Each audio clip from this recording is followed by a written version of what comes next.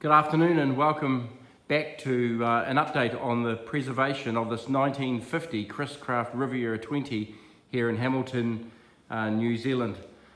Today is the 2nd of April 2020 and all will find that this is a challenging period for us as families and communities as the planet grapples to deal with COVID-19. So my family wishes your families and your communities all the very best.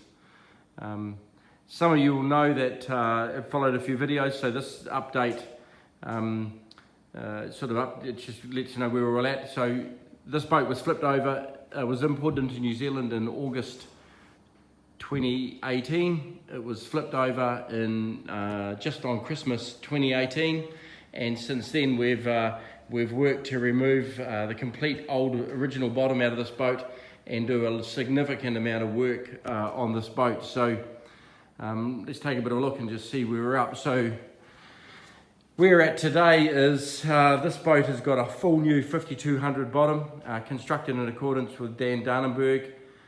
It's got all brand new white oak frames in the engine room. It's had the keel removed. It's had all the silicon screws, all the brass screws replaced with silicon. It's had all the keel bolts and engine bearer bolts replaced with silicon bronze. She's had a lot of work done in that regard. And then we've laid in a skin of ply, and then we've also put in all brand new mahogany planking to replace the original factory planks, which were shrunken, split, and just past preservation. Getting these planks in New Zealand was quite the challenge, so we've managed to find planks that were albeit 300 millimeters long. So this boat, I say, just has one joint in the rear of it that it probably didn't have in the factory. This joint here, this plank here, would have been a full length plank, and you can see here it finishes about 1 meter, 1 yard. Just couldn't get the timber stock in New Zealand to make it work. So we put in a layer of ply. It was all everdured. There's plenty of everdur in this boat and plenty of 5200.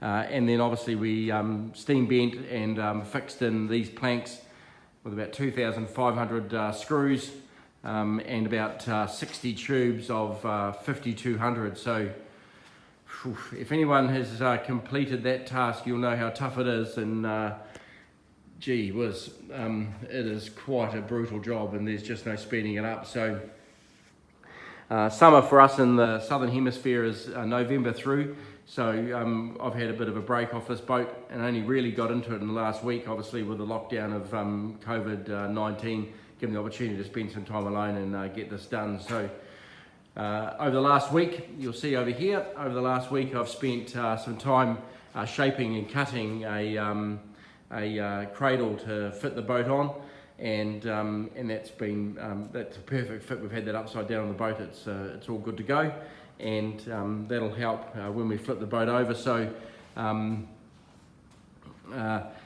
this boat, I put 2 coats of Pettit's hard racing bronze on this boat before Christmas, and I just never was really happy with it. It just identified that just a bit more work was required, so we sanded that back. And I've just come down tonight and lay it in this first of 2 final coats of the Petite Racing Bronze. So that's sort of kind of where we're up there. So sort of paints a bit of a picture of what we've done. See if we can get down here and have a bit of a look under here. So you can see in here that this is all been, these frames have been replaced. These frames have been replaced, and we're all good to go. We painted a coat of paint on the boat before we put the ply skin on, and that helped. A little trick we found when we put the intermediate battens in here, a little trick we found is putting these in is quite a mission, and locating them. So what we did is, on the inside of this batten that fits up against the ply, we set the table saw to a very fine 45-degree cut, and then ran these battens over. So these battens have got about a 1.5 millimeter a groove, V groove on the inside of them in the center. And what that meant is that when we ran the screws down through the top here, we were able to locate the screws in the V.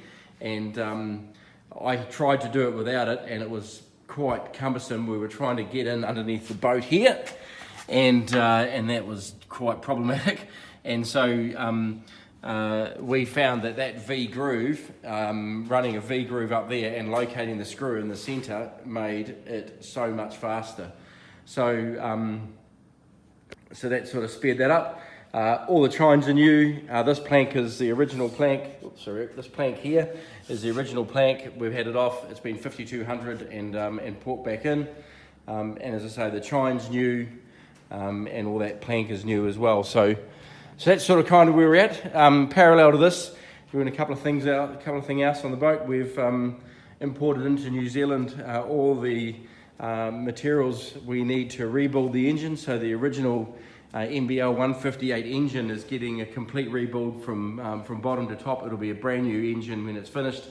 All new pistons, rings, new liners in the block, new rods, and that was a bit of a decision because in reality buying a small block Chev would have been so much cheaper, but I just felt that I wanted to be with that original engine.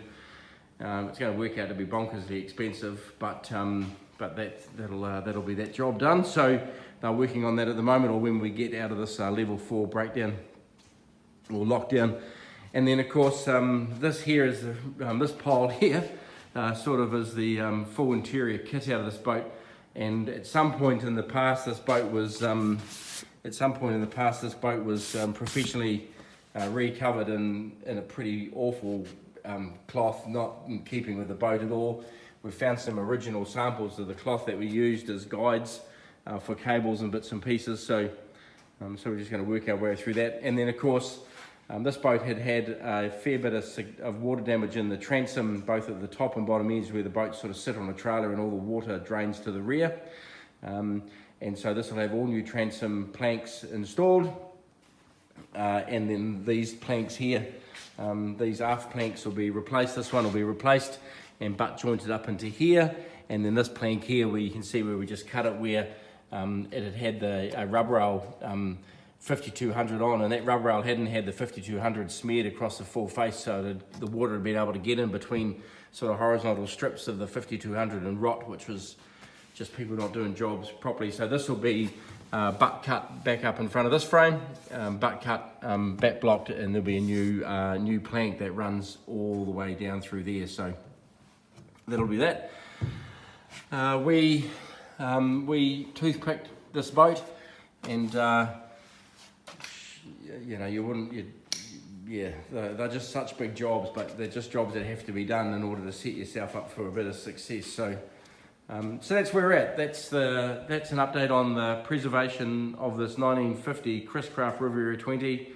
A great milestone to be at, with the 5200 bottom in place, and with one more coat of Petite's Hard Racing Bronze to go on before we set up a couple of more block and tackles and flip this boat over probably Sunday this weekend. I'd imagine it'll be a great day for that. So from my family to your family, all well in this period, and we will keep in touch.